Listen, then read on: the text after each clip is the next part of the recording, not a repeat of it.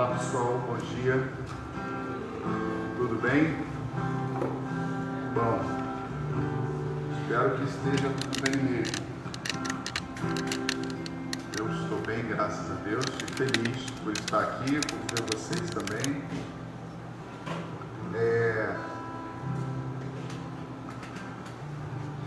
Eu penso que esse é o momento nosso aqui na igreja, principalmente para aqueles que já são cristãos, é um momento em que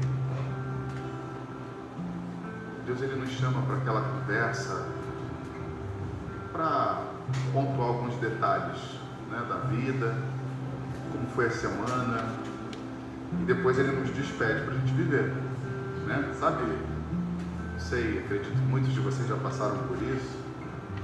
Eu lembro que quando eu trabalhava numa empresa e todos os dias antes de nós irmos para o salão de venda, né, levantar as portas, o gerente fazia uma reunião e falava de pontos que a gente precisava atacar naquele dia. Falava dos produtos em promoção, falava do que precisava ser vendido, falava daquilo que precisava baixar o estoque, pontuava alguns detalhezinhos sobre atendimento, daquilo que aconteceu durante a semana que não foi legal, que a empresa recebeu uma notificação de um cliente que depois que fez a sua compra chegou até ele, falou, fez um comentário positivo, mas no final ele disse, olha, eu gostei, mas só não achei legal o atendimento que eu tive lá atrás na recepção, na expedição, quando eu fui pegar meu produto. Então são aqueles feedbacks que o gerente recebe e depois ele chama a equipe para pontuar algumas coisas. Então, para nós que somos cristãos e já temos uma caminhada, cremos que Jesus Cristo é o Filho de Deus e que agora nós estamos inseridos numa missão, eu penso que o nosso papel aqui, de pessoas maduras, é que nós viemos aqui para ouvir mais orientações do Senhor para o nosso dia a dia. E também para expor para Ele as coisas que aconteceram. Alessandro, ele não sabe? Claro que ele sabe. Ele vê todas as coisas. Mas nada melhor do que você chegar aqui nessa manhã e falar, Senhor, como foi difícil essa semana. Eu fiz algumas coisas e eu queria, de fato, hoje, nesse momento aqui de reunião, de feedback, eu queria expor para você algumas coisas que aconteceram essa semana na minha casa, no meu dia a dia, e eu peço que o Senhor fale alguma coisa comigo, me oriente porque eu vou voltar. Amanhã começa tudo de novo. Eu vou voltar e eu não queria mais cair nesse erro. Eu quero crescer. E dentro desse raciocínio, Paulo, no livro de Romanos, ele vai dizer para mim e para você, pois o pecado não os dominará. Pois o pecado não os dominará. Porque vocês não estão não estão debaixo da lei, mas debaixo da graça de Deus. Vir aqui, não se render aos pés do Senhor, expor para Ele o que aconteceu, como foi a semana, e não ouvir dele, não se colocar à disposição para ouvir o Senhor, significa que a graça para a gente, ela já perdeu o sentido. Ela parece que não faz mais efeito, mas ela continua fazendo efeito porque ela nos tirou da escravidão do pecado, da lei que nos oprime. Então, aproveita esse momento para adorá-lo, para engrandecê-lo e para também dizer para ele algumas coisas que estão no teu coração e que você entende que pela graça dele você foi salvo e que você não quer mais viver como escravo dessas coisas. Era assim quando o gerente chegava e falava, isso aconteceu e eu não quero mais que aconteça. Eu quero que as coisas funcionem dessa forma. Deus, Ele diz para mim, para você, como Ele quer que as coisas funcionem através da graça dEle. Ele pode ser gracioso dizendo para mim e para você: olha, eu não quero mais que você viva dessa forma. Isso é graça, porque Ele está dizendo: se você viver dessa forma, você vai morrer, não é bom. Então Ele diz: eu não quero mais que você viva assim, eu quero que você viva desse jeito. Isso é graça, isso é uma orientação amorosa de alguém que está te tirando de um caminho de morte, dizendo: se você continuar, se você vir para cá ou viver dessa forma, você vai viver na minha presença. Que você já comece a pensar junto comigo sobre essas coisas que eu estou falando para vocês, porque a minha intenção é criar uma conexão com aquilo que daqui a pouquinho nós vamos conversar de uma forma mais profunda. Tá bom? Feche seus olhos, vamos agradecer a Deus por essa manhã. Pai querido, obrigado por esse dia. Domingo, Senhor, domingo, estamos na Tua casa, estamos na igreja, junto com os nossos irmãos, e muitas pessoas, milhares de pessoas, nessa hora, nesse momento, estão entrando em templos como esse, talvez maior, menor, com estruturas melhores ou até mais simples do que essa, mas estão entrando na tua igreja.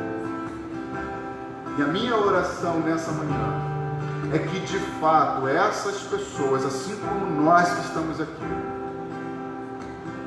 estejamos diante do Senhor. Estejamos diante do Senhor.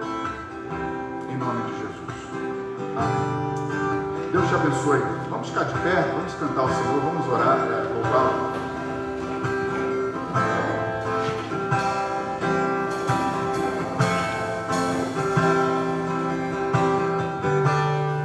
Confesso nessa manhã, confesso a Ti.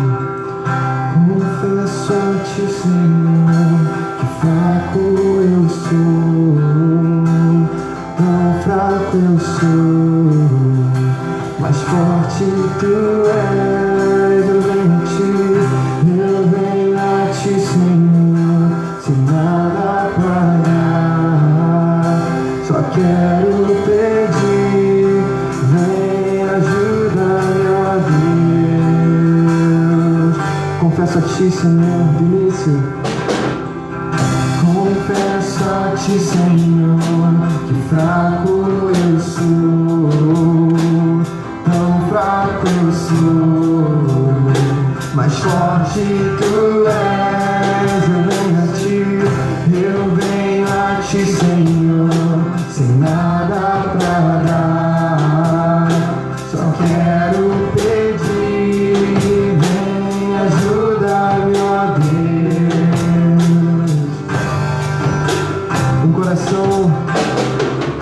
Um coração quebrantado em meu Deus, não rejeitas, Senhor. Estenda a mim Sua graça e deixe meu amor fluir com misericórdia. Nós clamamos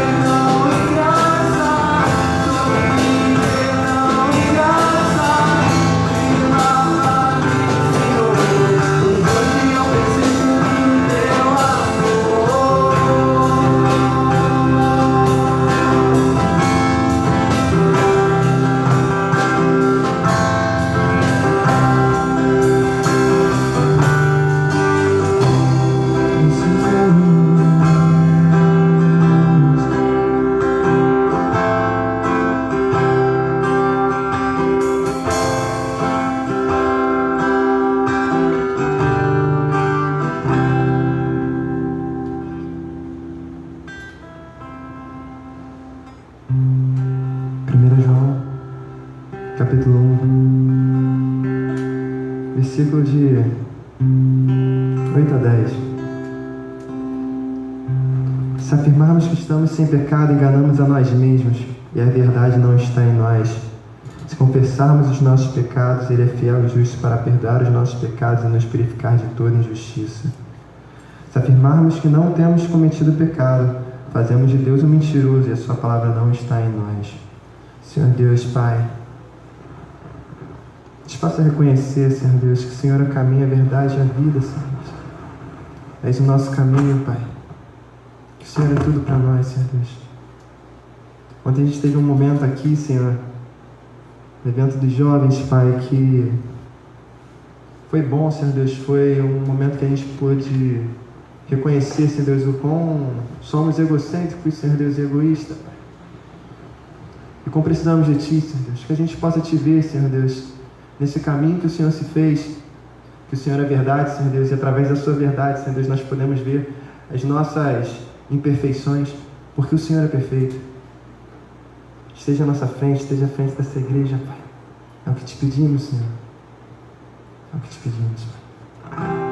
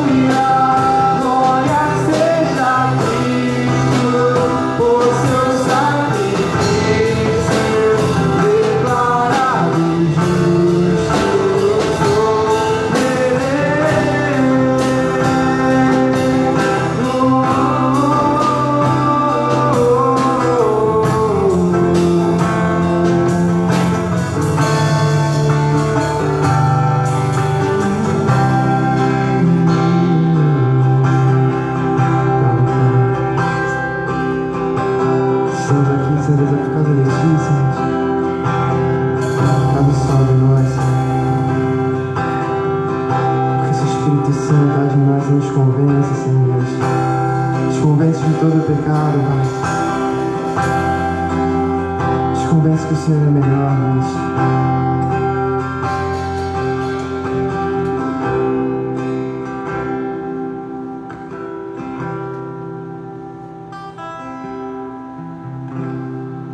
Generosidade. 2 Coríntios, capítulo 9, versículo 7. Cada um dê conforme determinou em seu coração, não com pesar ou por obrigação, pois Deus ama quem dá com alegria. Esse momento que a gente entra é mais uma forma de demonstrar gratidão a Deus, mais uma forma de serviço, mais uma forma de adoração. Senhor Deus, pedimos que o Senhor quebrante nosso coração, assim como cantamos, Senhor Deus. E nos mostre, Senhor Deus, que sem Ti não somos nada, Senhor Deus. Tudo que nós temos, Senhor Deus, é de Ti, Senhor Deus. Provém de Ti, Pai. Que esse momento, Senhor Deus, seja um momento que, com os nossos corações abertos, Senhor Deus, com os nossos corações gratos, Senhor Deus, entendendo quem Tu és e quem nós somos, Senhor Deus, a gente possa aqui depositar um pouco do que nós temos, Senhor Deus, ou tudo, dependendo do que está no coração de cada um. Senhor, nos convence, Senhor Deus, aqueles corações que estão enganados, Senhor Deus, que acham que podem viver para si mesmos, Senhor Deus, ou acham que não precisam contribuir com o seu povo, Senhor Deus, com o crescimento do seu reino. Saiba, Senhor Deus, que o Senhor pede isso. Entenda, Senhor Deus, quando o Senhor pede. É o que te pedimos, Pai. Nos faça ter corações mais generosos, Senhor Deus, para te adorar aqui, te servir de cada vez mais, de uma forma mais agradável, Pai. É o que eu te peço. A gente tem aqui os gasofilaços. Atrás de cada cadeira tem 2 envelopes, envelope vermelho e envelope preto. Envelope vermelho é para as nossas plantações, que é de Itaipaçu, São José dos Campos. Envelope preto é para os dízimos e ofertas os dízimos daqui da igreja, as ofertas também, caso alguém queira fazer, contribuir com esse tempo. A gente vai começar a cantar o louvor aqui. Quem quiser vir, pode vir para depositar. Lá atrás tem uma maquininha, acredito. Correto? Está com quem? Está com Luísa, tá? Então, fiquem à vontade.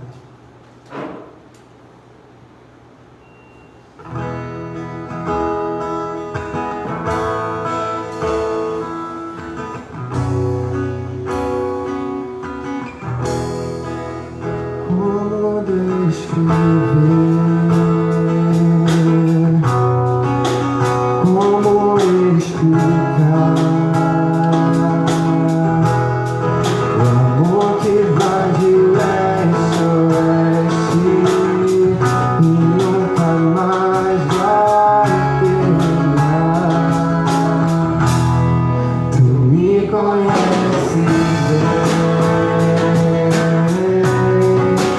Sabes quem eu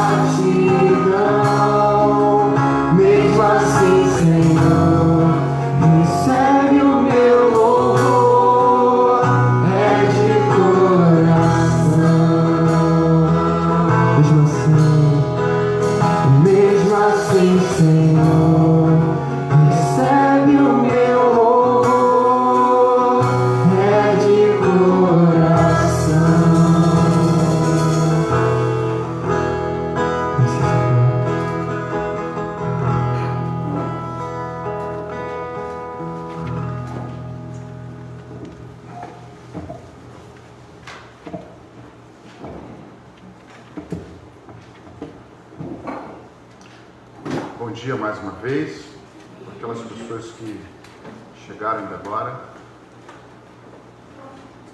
Meu nome é Alessandro, eu sou pastor auxiliar aqui nessa igreja. Para você que está aqui pela primeira vez, ou enfim, não me conhece, o pastor Cláudio é o pastor líder desta igreja. Ele está em São Paulo, São José dos Campos, uma plantação que nós temos lá, junto com o pastor Paulo e o presbítero Luiz está em Itaipuaçu, também uma plantação que nós temos naquele local. E essas três igrejas estão cultuando a Deus nesse momento. São José sempre pela manhã, Itaipuaçu também pela manhã, e à noite nós nos encontramos aqui, junto com os irmãos. Bem, eu queria falar um pouco com vocês hoje sobre Marcos capítulo 5, verso 18 ao verso 20. E não vou falar que eu vou ser breve não, porque isso me queima, né? Mas vamos lá. Eu sempre me preparo para ser breve. Parece até o Cláudio falando, né? Mas é difícil, irmãos, não é fácil. Mas eu peço que, sendo breve ou me estendendo mais um pouco, que vocês ouçam somente aquilo que Deus tem a falar no coração de vocês. Diz o seguinte: quando Jesus... está aqui não, né? Vou ler, então se você tiver com sua Bíblia aberta, acompanha ou só ouça. Quando Jesus estava entrando no barco, o homem que estivera endemoniado suplicava-lhe que o deixasse ir com ele. Jesus não o permitiu, mas disse: vá para casa, para a sua família, e anuncie-lhes o quanto o Senhor fez por você e como teve misericórdia de você. Então aquele homem se foi e começou a anunciar em Decápolis quanto Jesus tinha feito por ele. Todos ficavam admirados. Vocês chegaram aí? Tá ali, né? Esse texto todo mundo conhece. Essa história ela é meio estranha, né? Porque tem situações ali que, primeira questão dos porcos, né? Quando os demônios vão para aqueles porcos, então é uma história muito interessante, porque ela chama a nossa atenção, essa chegada de Jesus àquele lugar. E eu queria falar um pouco com vocês muito mais a respeito de todo o simbolismo que tem aqui do que propriamente as aplicações desse texto. O texto que eu li é o final. Jesus já tinha se encontrado com ele e ele agora está pedindo Jesus para poder segui-lo. Só que Jesus não aceita o pedido dele de ir com eles na caminhada. Jesus diz: não, eu não quero que você me siga. Eu quero que você vá para a tua casa. Eu quero que você fique aqui onde você mora e que você fale para as pessoas tudo o que aconteceu. Não é uma história, ela é interessante, ela é fascinante, justamente por causa dessas coisas, por causa de tudo que está inserido ali nesse encontro de Jesus. Jesus chega àquele lugar, àquela região, e ele encontra então esse homem possuído por demônios. Há uma legião de demônios sobre aquele homem. A Bíblia conta que ele vivia nos sepulcros daquele lugar e que ele pegava pedras e se feria. As pessoas tentavam amarrar ele com cordas, com correntes, mas a legião que estava nele era tão forte que ele arrebentava tudo e ficava andando por aqueles lugares. As autoridades tentavam fazer isso porque ele se tornou uma pessoa perigosa. As pessoas tinham medo de passar por ali, de se aproximar, porque ele era agressivo. Era uma pessoa extremamente descontrolada, que causava pavor e medo. Era alguém perigoso, porque ele estava cheio de demônio sobre a tua vida e que o transformava em uma pessoa perigosa. E quando Jesus chega naquele lugar, assim que os demônios veem Jesus, eles já o reconhecem. Já ficam logo O que você veio fazer aqui? Será que você já veio me atormentar? Tirar o meu sossego? Me atrapalhar? Então o demônio reconhece que Jesus está naquele lugar. E o pedido que os demônios fazem é que Jesus não os tirem daquele local, daquela cidade, mas que mantenham eles por ali. Jesus então vai e vê que ali tem uma quantidade enorme de porcos e manda que os demônios vá para aqueles porcos. O que acontece é que aqueles porcos, eles se precipitam e vão para o mar e ali eles morrem afogados. É uma história interessante que talvez a gente precise de fato ler, reler e tentar lembrar algumas questões do que a gente pode perceber aqui, mas é um texto que tem muitos simbolismos e que a gente precisa entender que esse texto, primeiro ele é claro em dizer para mim e para você que ele está falando de libertação, mas é importante a gente tentar entender que libertação é essa. Por que de todo esse cenário? Por que os porcos? Por que o mar? Porque aquele homem busca Jesus para pedir para segui-lo? Então tem muitas perguntas que nós podemos fazer em cima desse texto que são interessantes e são intrigantes para nós. Ela vai falar de Jesus Cristo chegando como libertador e ao mesmo tempo ela vai apontar para o capítulo anterior e para momentos antes na vida dos discípulos em uma atitude de ainda não acreditarem que ele era Jesus Cristo, Filho de Deus. Lembra que um tempo atrás aqui, eu não sei se foi semana passada, não foi o pastor Cláudio, mas eu falei sobre fé. A fé que Deus coloca nos nossos corações é um dom de Deus para que você acredite que Jesus Cristo morreu na cruz e que através da sua morte você tenha vida eterna. A fé aponta para isso.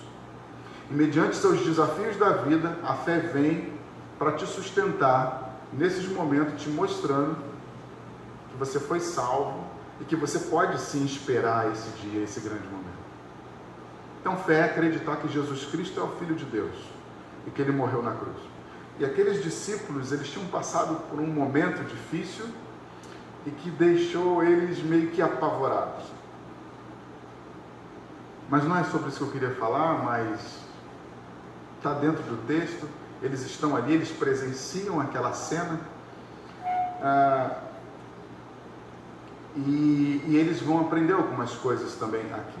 Bem, a questão é que esse texto ele vai falar para mim e para você sobre libertação e ele vai apontar para a chegada de Jesus Cristo como libertador. Como libertador. Mas libertador de quê? Essa libertação ela aponta para quê? O que Jesus estava querendo ensinar para os discípulos e para as pessoas que estavam naquele lugar nesse dia? Não sei se você já teve esse sentimento, e eu acredito que é dessa forma. As situações que Jesus enfrenta e encara e que chegam diante dele, parece que é meio que um negócio programado, né? Eu vou deixar alguém cego porque o dia que eu for lá, eu vou passar por ele, eu vou curar e ele pecou, não pecou, não. Foi para que de fato a glória de Deus pudesse se manifestar. Poxa, que legal! Jesus Cristo já sabia que ele ia encontrar aquele homem por ali. E tem aqueles que falam assim, poxa, mas Jesus então, Deus é mau, deixou aquele homem cego durante todo aquele tempo, só para chegar ali e mostrar a tua glória, e ele ser glorificado, e ele ser o cara.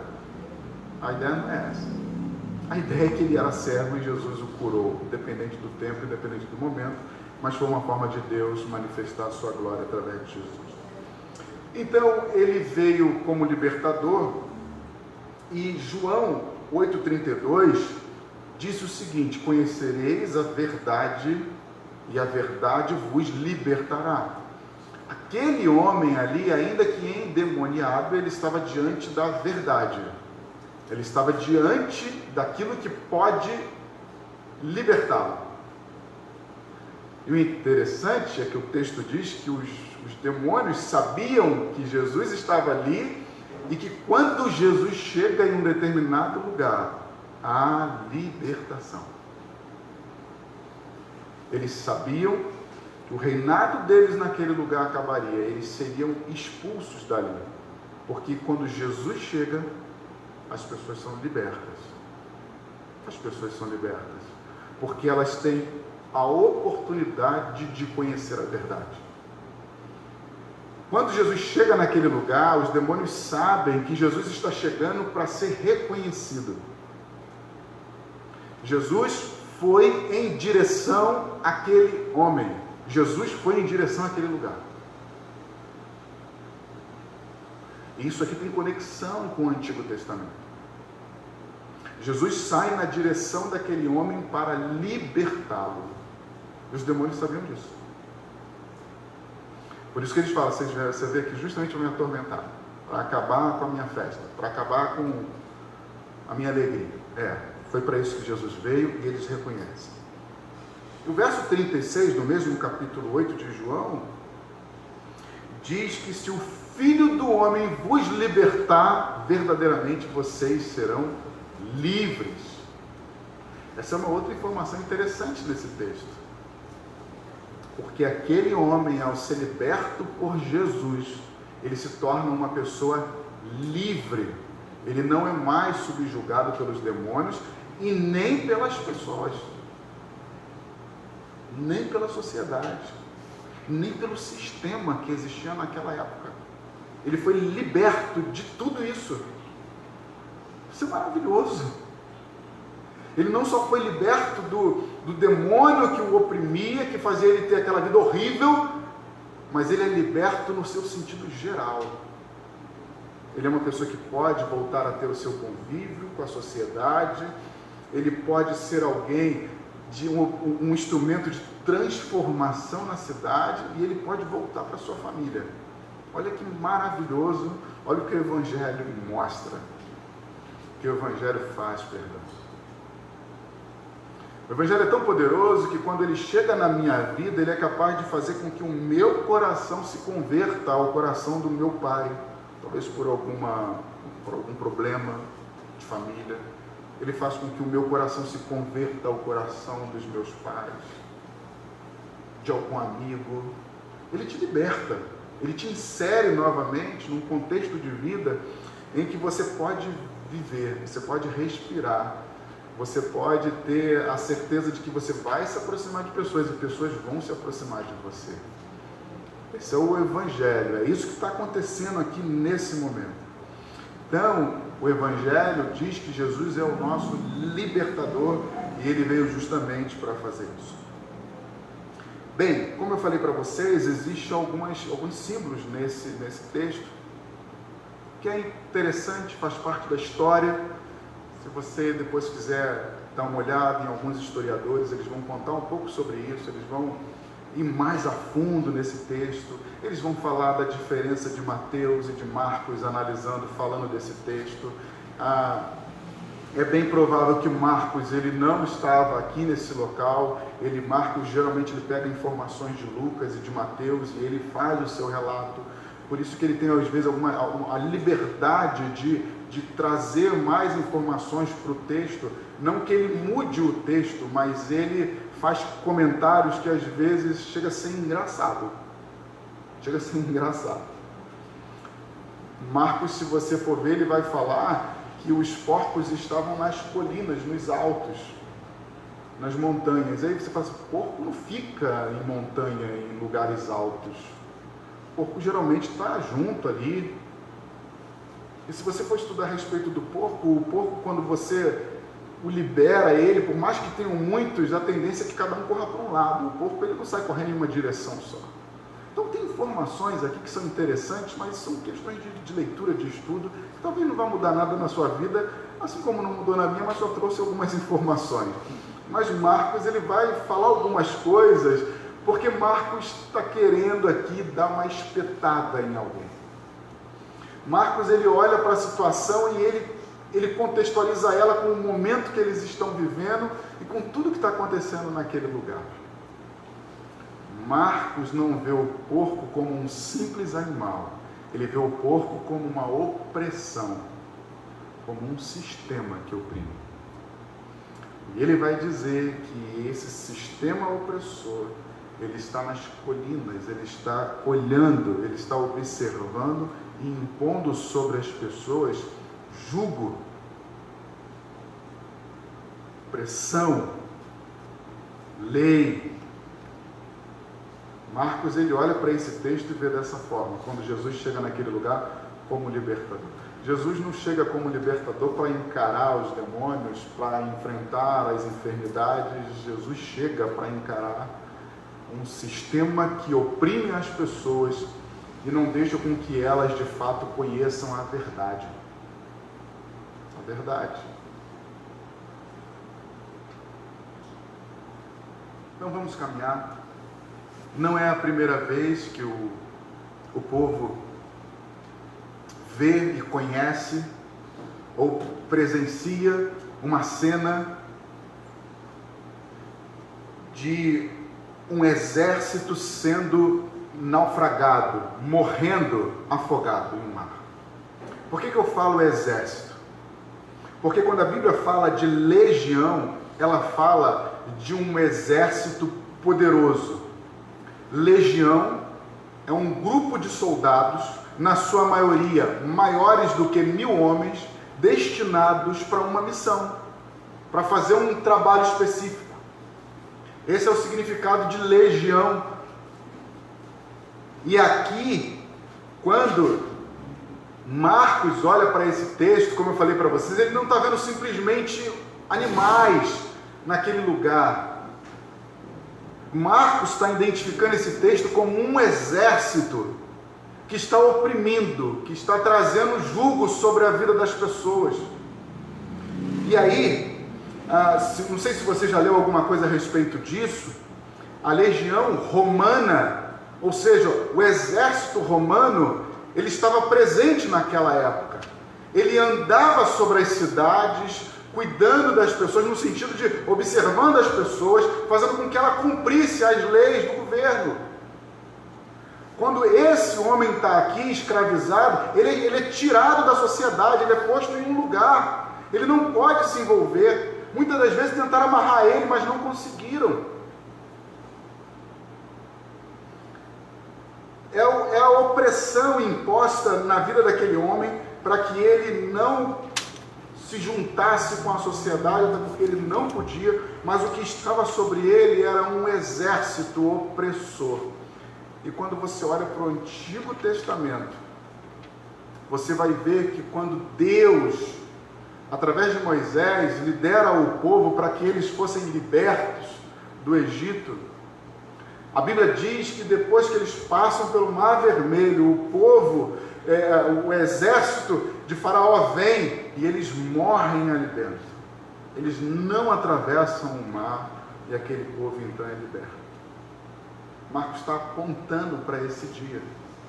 Se Moisés foi chamado por Deus para ser o libertador do povo, ele está dizendo o seguinte: Cristo é o libertador da humanidade. Cristo é o meu e o seu libertador. E o próprio Moisés fala sobre isso. Ele diz que haverá um descendente deles, do povo de Israel, que se levantará como libertador. Como libertador. E essa profecia de Moisés, essa declaração de Moisés a respeito da vinda de Jesus, ela se cumpre. E é interessante que diz que esse homem que vai vir como libertador, ele será respeitado, as pessoas se submeterão à sua vontade, as pessoas verão nele autoridade. As pessoas de fato vão obedecê-lo. As pessoas vão ouvi-lo. Então, Moisés apresenta esse Jesus Cristo que virá e todos se dobrarão diante dele. Por isso que no batismo de Jesus, nós vimos lá o céu se abrindo, a pomba descendo, e você tem um relato de uma voz onde Deus disse: esse é o meu filho amado, em quem eu tenho prazer. Ouçam, ouve, fiquem atentos ao que ele diz, porque ele é o meu filho. Ele é o meu filho. Conhecereis a verdade, conhecereis o meu filho, conhecereis o verbo, e ele vos libertará. E ele vos libertará. Marcos, no capítulo 9, no verso 7, Jesus Cristo chama Pedro, Tiago e João e sobe no monte da transfiguração. E sobe no monte, naquele momento lá da transfiguração, eles veem Jesus Cristo, Moisés e Elias. Por que Jesus fez isso?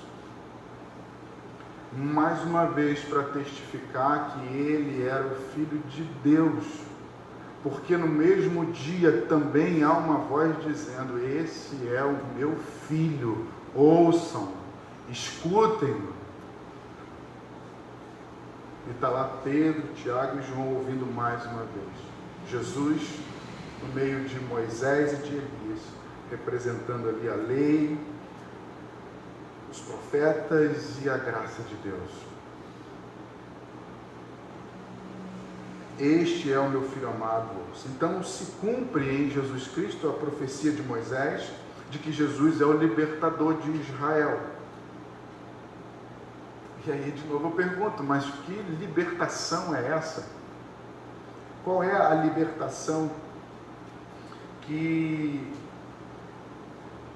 que libertação nós estamos falando? Naquele endemoniado, nós encontramos um indivíduo. Existe ali uma pessoa. Jesus não está lidando simplesmente com os demônios. Jesus está lidando com uma pessoa. Ele é um indivíduo. Mas também nós encontramos ali, Jesus não só encontra ali um indivíduo, como ele encontra também uma comunidade. Ele encontra um local onde aquele homem passa a viver. Ele vive entre os sepulcros, ele não está socializado, ele não está com a família dele, como nós lemos, ele não está vivendo na cidade, pelo contrário, ele está excluído, ele está separado, ele tem a sua vida pecaminosa, ele é um pecador, ele não era um homem ainda liberto, ainda que ele não tivesse uma legião de demônios sobre ele, ele era um pecador, ele era alguém que ainda não tinha conhecido a verdade, então ele era um homem que tinha ali o seu pecado, ele tinha a sua condição de escravo no sentido do pecado. Ele era uma pessoa como qualquer outra pessoa que não conhece a Cristo, que não confessa Jesus Cristo como seu Salvador. Ele era um homem escravizado, pecador, porque ele ainda não tinha tido a sua liberdade em Cristo. Mas o interessante é que nesse cenário aqui, você não só vê esse homem, ainda que a história seja tão interessante e faça você ficar olhando o tempo todo para Jesus, para o endemoniado, para a cena dos porcos, existem pessoas à volta daquele homem. Existem pessoas à volta daquele homem. E esse é um ponto bem importante nesse texto, porque, irmãos, há um grande risco, há um grande perigo de nós nos comportarmos como essas pessoas que estavam à volta dele. Porque ainda que você se alegre, ainda que você se identifique com essa libertação de Cristo, com esse poder maravilhoso que ele realizou na sua vida, assim como ele realizou na vida daquele cego, há um perigo na minha vida e na sua vida de nós nos comportarmos da mesma forma que aquelas pessoas à sua volta se comportaram. O que nos chama a atenção nesse texto, na atitude daquelas pessoas que estavam à sua volta? Que durante todo o tempo que eles viviam naquele lugar, eles não estavam preocupados com aquele homem. As pessoas que estavam em volta daquele lugar estavam muito mais preocupadas com a sua vida comercial, a sua vida de negócios. Eles não têm problema em ver aquele homem endemoniado, eles não têm problema em ver aquele homem morrendo, sendo oprimido, mas eles sim, eles se preocupam quando aqueles porcos morrem. As pessoas que estavam cuidando daqueles animais, quando vê aquilo acontecendo, eles correm e vão avisar para os seus patrões, dizendo: olha, morreu tudo. Um homem chegou lá, libertou aquele homem que estava lá, cheio de demônio, disse que saiu dele, foi para os porcos, e agora os porcos foram para o mar, morreu tudo.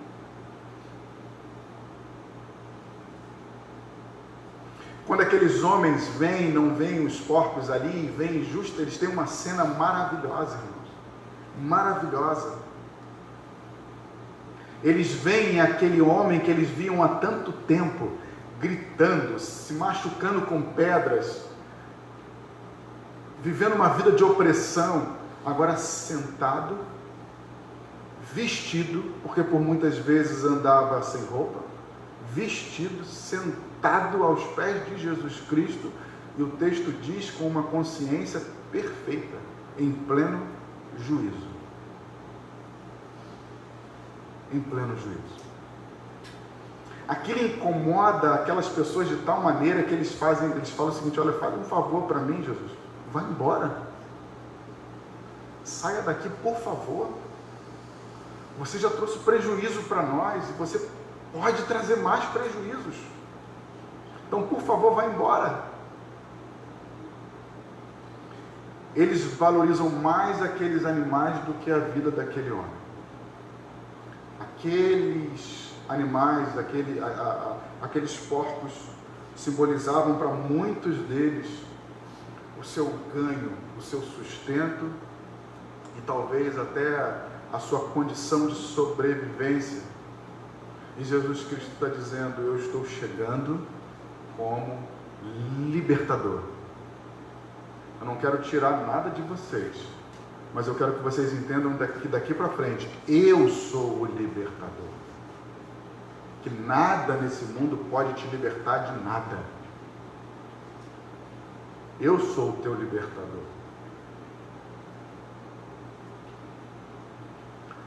O que a gente vê também nesse texto, de forma simbólica, é a escravidão, a idolatria e a desumanização daquelas pessoas. Desumanização daquelas pessoas. Israel, eles conheciam o Salmo 115. E o Salmo 115, ele diz que os ídolos, eles têm boca, mas não falam. Eles têm olhos, mas não veem. Eles têm pés, mas eles não conseguem se mexer, se transportar de um lugar para o outro. Eles têm mãos, mas não conseguem fazer nada. Não conseguem fazer nada. E diz que aqueles que os produzem, aqueles que os criam, são semelhantes a eles. Significa, irmãos, que se você hoje desenvolve algum tipo de ídolo na sua vida, você vive igual a ele. Você vive igual a esse ídolo que está em algum momento, em algum lugar na sua vida. Aqueles que criam ídolos se transformam, vivem iguais a ele, é o que o texto diz em Salmo 115. Isso tudo está ali naquele contexto. Jesus está lidando com tudo isso. Mas o interessante é que esse Jesus que veio como libertador, o texto vai dizer que o rei de Israel, ele tem ouvidos e ele ouve. Porque lá em Deuteronômio vai dizer que ele foi ao encontro de Moisés e falou: Moisés, eu ouvi o clamor do meu povo, por isso eu estou aqui. Então ele ouve. Ele está atento. Ele vê a aflição das pessoas. Jesus Cristo não sai de um lugar, entra num barco, passa por uma tempestade, chega do outro lugar simplesmente. Ele está do outro lado do mar, pregando o evangelho para uma multidão, mas ele vê aquilo que está lá do outro lado, sendo oprimido, preso, sendo escravizado por um sistema, por pessoas totalmente idólatras, religiosas, oprimindo uma pessoa. Ele então sai, ele atravessa o mar e vai lá de encontro, porque ele vê. Ele não só vê, ele se move, ele vai até as pessoas. Ele chega até onde elas estão. E quando ele chega, ele liberta, e o texto diz que ele dá vida em abundância. Foi para isso que Jesus Cristo veio. Eu vim para que vocês tenham vida e vida em abundância. E qual é a cena nesse texto que simboliza isso para mim e para você? Vida e vida em abundância, meu irmão. Quando você olha para a sua vida e lê esse texto e fala assim: Jesus Cristo veio para que eu tivesse vida e vida em abundância. O que vem à tua mente essa vida em abundância? Na minha mente, no meu coração, muitas vezes veio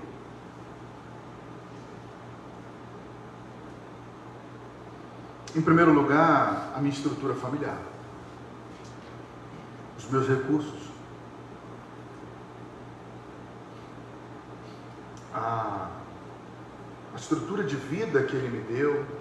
Eu olho para essas coisas e falo: nossa, Deus de fato me deu vida e vida em abundância. A cena que retrata vida e vida em abundância aqui é a cena daquele homem, como eu já falei para vocês, sentado aos pés de Cristo, vestido com seu juízo perfeito, ouvindo Jesus, e não só ouvindo, pedindo para segui-lo.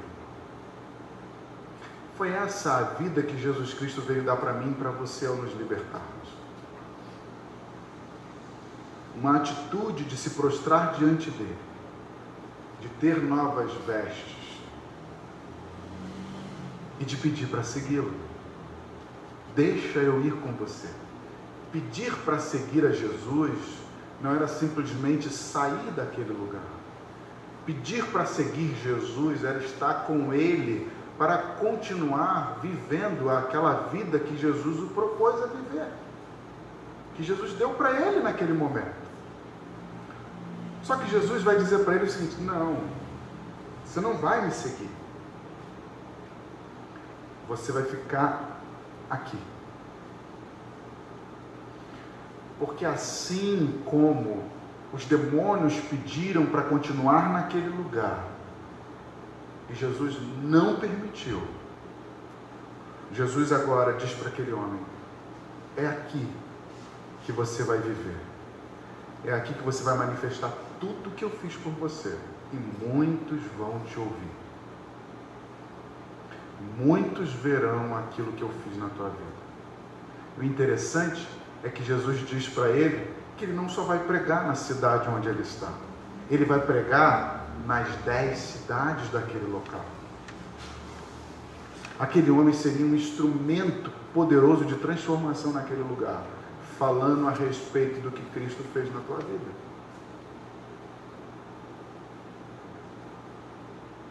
Então, seguir a Cristo, irmãos, não significa que você vai se tornar um membro de uma igreja e você vai ter um chamado para servir a Deus, e você vai ter um dom para ser usado na igreja, e que você só vai fazer isso quando você estiver ali. que você só vai tocar o seu violão, que você só vai cantar quando você estiver numa escala. Que você só vai falar da palavra de Deus porque Deus te deu esse chamado, Ele te deu o dom de pregar o Evangelho, que você só vai falar quando você estiver num púlpito ou quando você estiver dentro de uma igreja com pessoas reunidas. Não. Aonde você estiver, aonde você está, fale daquilo que Jesus Cristo fez na tua vida, fale da libertação que Ele promoveu na sua vida. Fale, não tenha medo, não ache que Jesus, o Evangelho, não combina com uma situação do meu trabalho, logo eu não falo, não apresento e não transmito isso para as pessoas. Não. Ele diz o seguinte: vai para o meio da tua família, de onde te tiraram, vai para a sociedade, para as cidades de onde não deixaram você mais caminhar, vai para aquelas mesmas pessoas que te viram extremamente vivendo uma vida de opressão, mostra para elas que o Filho de Deus chegou e Ele te libertou. De quem que Ele te libertou? Ele te libertou do império das trevas para o reino de luz. Ele te libertou dessa opressão maligna para viver agora sobre o governo de Deus. É isso que Jesus Cristo faz com a gente. Marcos faz alguns comentários, ele tem o texto de Marcos, quando você lê Mateus, você percebe algumas diferenças. Porque Marcos, de fato, ele está apontando para o governo romano. Ele está querendo espetar. Ele está dizendo o seguinte: vocês estão esperando um Messias que acabe com esse governo. Então vocês vão ver daquilo que ele é capaz de fazer. Ele é capaz de destruir o governo romano. Irmão, Jesus é capaz de mudar toda a situação política que nós estamos vivendo hoje. Que te incomoda, que me incomoda, que é motivo de debate, que é motivo de discussão. Enfim, tantas outras coisas feias que nós estamos vendo por aí, por causa de política. Jesus é capaz de acabar com tudo isso. Não estou dizendo que tem que ficar, ser um cara alienado, nada disso. Porque Marcos estava apontando o seguinte: Jesus pode acabar com isso. Ele pode destruir todo esse império, mas ele não veio para isso, irmãos. Jesus Cristo veio para libertar o homem de algo que era muito mais forte. Jesus Cristo veio para libertar o homem da opressão do inferno, tirar ele desse caminho de morte. E isso é poderoso. Esse é o Jesus que nós conhecemos e que veio até a nossa vida. Jesus é aquele que nos transforma. É aquele que, através da sua vida, ele promove a libertação na vida das pessoas. Queria que você ficasse de pé para nós orarmos.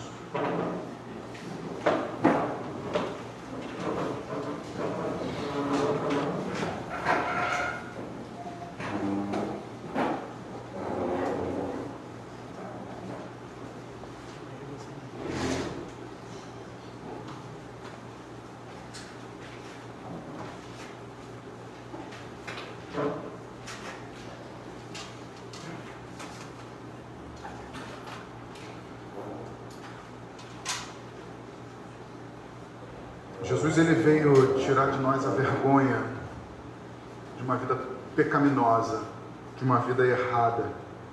Ele nos insere de novo na sociedade, para que eu e você possamos andar de cabeça erguida, não com orgulho, com vaidade, não lidando com as pessoas de forma indiferente, nada disso. Mas com o desejo de proclamar o Evangelho e fazer com que as pessoas também vivam essa nova vida em Cristo Jesus. Nós temos a oportunidade de comer do pão, beber do cálice. Isso é maravilhoso. Isso é maravilhoso. Porque Jesus Cristo, como eu falei para vocês, quando ele sai de um lugar do mar e vai para o outro, o texto diz que ele encara uma tempestade naquele momento, naquela travessia. Os discípulos ficam preocupados, ficam com medo de morrer, mas Jesus está ali e ele acalma aquela tempestade. Ele acalma aquela tempestade. Ele chega do outro lado. O exército que veio atrás do povo de Israel passa pelo mar e é destruído. Isso, irmãos, significa que quando Jesus diz para você fazer algo, diz para você ir em algum lugar, está conduzindo a tua vida, ainda que as coisas aconteçam, ele vai fazer você chegar lá. Ele vai fazer você chegar lá, porque ele tem um propósito naquilo que ele quer fazer. O propósito dele era morrer na cruz, para nos salvar. Ele morreu. E hoje nós estamos diante de um simbolismo. Do pão, representando o corpo dele, e o vinho representando o teu sangue. Que você lembre, que você pense naquilo que ele fez por ti através desse simbolismo. Pai querido, obrigado pela tua palavra, obrigado por essa manhã. Que o teu Espírito Santo nos conduza a fazer a tua vontade e viver essa vida abundante que o Senhor nos deu, estar aos pés do Senhor, de todos os dias declarar com os nossos lábios que tu és Cristo, Filho de Deus, o nosso libertador, e que não existe libertação de nenhuma outra maneira.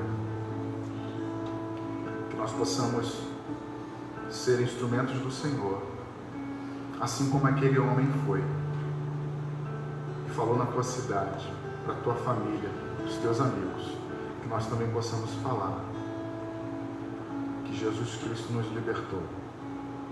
Nos impulsiona a isso, Senhor, em nome de Jesus. Amém e amém. A ceia vai ser servida. Você pega os elementos, se você for um cristão, estiver em comunhão com a tua igreja, for batizado, você pega os elementos, você pode ceiar a hora que você quiser, você não precisa esperar um comando de alguém. Você faça a sua oração, coma do pão, beba do cálice. Faça isso porque essa é a vontade de Deus, tá bom?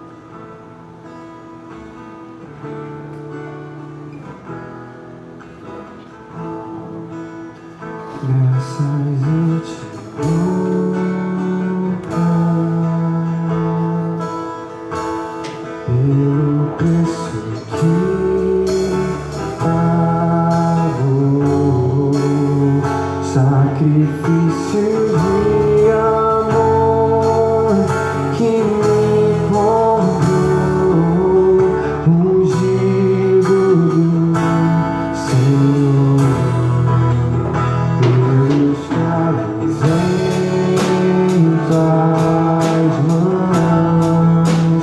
Graças eu te dou, ó meu Senhor, lavo minha mente e coração.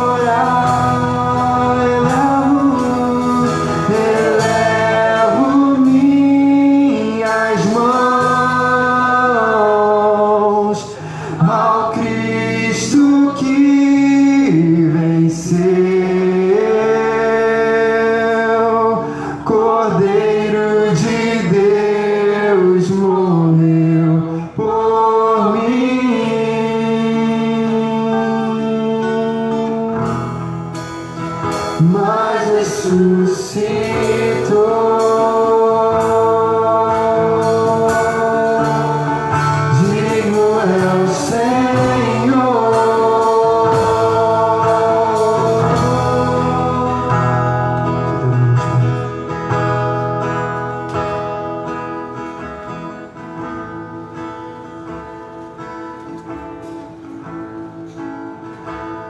e paz, irmãos. Estamos chegando em mais um momento de encerramento, de culto, mas teremos ainda o CTM, para quem quiser ficar, quem puder ficar, a Escola Bíblica Dominical Nossa, onde nós aprenderemos sobre o Espírito Santo como santificador. É um tema muito interessante e também muito aplicável no nosso dia a dia. Ok, irmãos? E antes de eu finalizar, eu gostaria de falar algumas das programações da igreja. Quarta-feira, reunião de oração com a gente online, ok? 7h30 da noite, a reunião via Google Meet. Tá? Se alguém tiver alguma dificuldade, quiser entrar, mas não sabe como, é só falar comigo que a gente vai te ajudar. Quinta-feira, Desperta a Débora, às 7h30 também, se não me engano. É online também, via WhatsApp. É só falar com alguma da liderança feminina que a pessoa vai te adicionar no WhatsApp, no grupo, e vocês farão uma reunião, ok?